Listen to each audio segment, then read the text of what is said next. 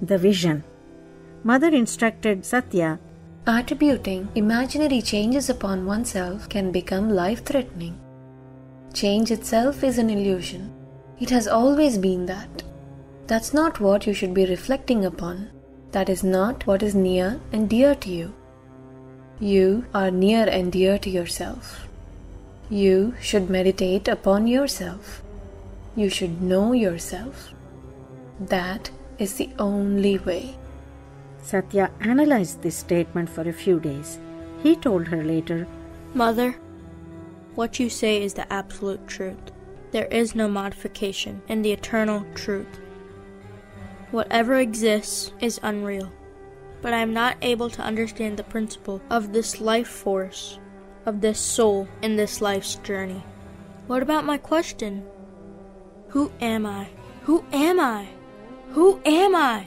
She said, there is need for more mental churning. As Jayalakshmi approached full term in 1953, her sister-in-law Venkama came to assist her. Her ochre robes of a sannyasin frightened Satya's little sister Saraswati. She clung to her mother initially but gradually got close to her aunt. The most important festival, Shivaratri, approached. It was a very busy period for Shastri. It was the time when he could earn some extra income with his professional duties as a Brahmin. He was busy most of the time in conducting pujas elsewhere and was rarely home. Venkama was a very serious observer of religious rituals on Shivaratri. She spent most of her time in meditation. She was a great devotee of Arunachaleshwara. For Jayalakshmi, every day was an auspicious day. Since her sister-in-law had decided to fast, Jayalakshmi said she would go on a fast also. Venkama persuaded her to at least eat something light. It was the night of Shivaratri. The children, being very young, had gone to sleep. Venkama was sitting in a lotus position meditating in the kitchen. Jayalakshmi was on her bed and young Satya was lying down on the floor on a mat next to her. He felt that his body was getting lighter and lighter. He could not figure out why. The auspicious Lingodbhava time at midnight of Shivaratri approached. Satyam noticed that his mother had a very serious look on her face. Anticipating that she might give him some spiritual instruction, he sat up with deep concentration, ready to receive her teaching. Mother got out of bed and walked out of the room silently. She walked over to the temple of Anjaneya next door. Satya followed her quietly. Mother went towards the sanctum sanctorum and stood to a side. Satya knew that this god Anjaneya was an avatar of Lord Shiva himself.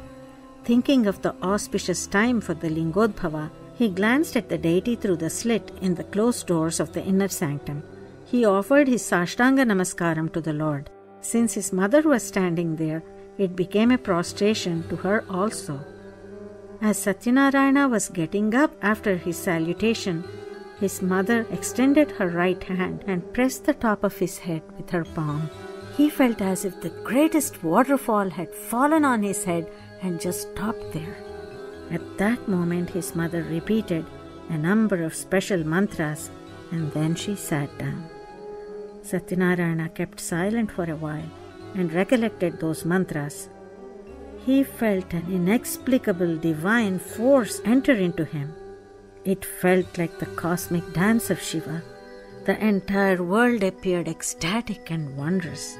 Mother lifted him up gently. She was pleased with him on 2 counts. The transmission of the divine energy was complete, and the absorption of it did not overwhelm Satyanarayana. She told him that he was indeed blessed. The entire Sri Vidya bestowed upon me by the blessings of Karapatrayatindra Swami, I have transmitted to you now. She told him. He begged her to show her compassion and to clear his doubts. She asked him, what are some of the remaining questions? He put them forward to her. Mother said, the basis is the same for all of these. Satyanarayana agreed. Tears were flowing from his eyes. Who am I? Who am I? Satyanarayana was still faithfully waiting for an answer to his final question. A moment later, a divine voice was heard. It was not his mother's voice. Son, I will not tell you who you are. I have given you the great mantras. You have to experience the truth. To experience it, you need to have the fruits of the past good deeds with you, and your intellect has to be totally pure. I will bless you with both of these prerequisites. You will realize the truth in course of time. Satya watched his mother's face with deep concentration and tried to absorb what was said. Gradually he noticed that a golden crown decorated with many precious gems was shining on her head. By the time he realized what was happening, he noticed that her crown had a half moon on top of it, shining brilliantly. He did not see the temple anymore. The form of his mother was growing tremendously, and he was growing along with it. Soon the form reached the skies. Gradually he brought his glance downwards to see her entire form. On her forehead he noticed the 3 horizontal vibhuti marks. In the center of those marks the third eye was glistening. Starting at the base of the 3 eyes, he observed the delicate nose which resembled the curve of the letter Om. There was a diamond nose ring that glowed brilliantly. He observed the beautifully shaped lips and the pearly white teeth and her enchanting smile. Glancing further down, he saw the gracefully shaped neck decorated with necklaces made of precious gems and garlands made with beautiful fragrant flowers. She had 4 arms.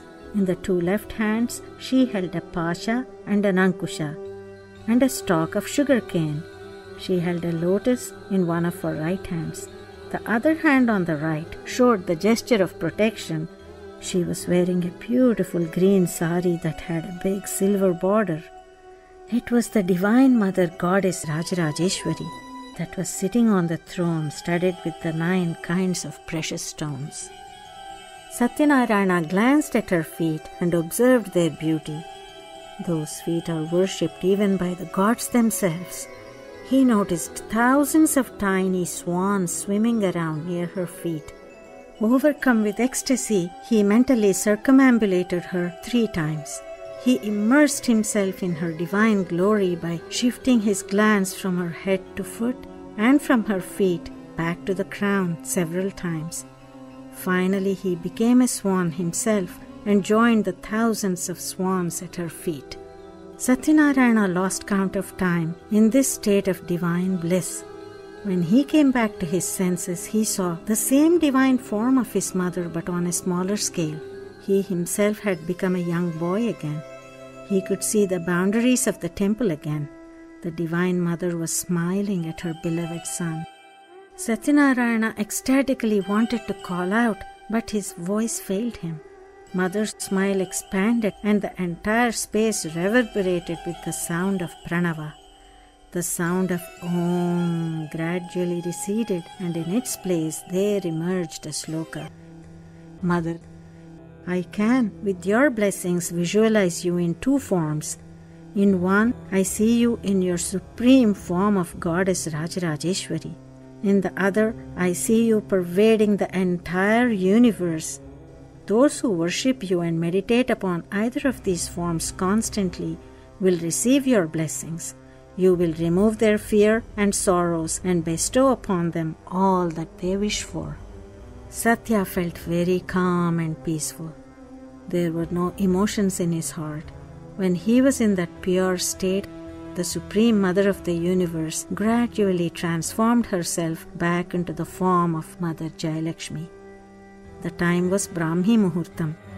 It was also the time for the cowherds to wake up and start their work. Mother and son returned home.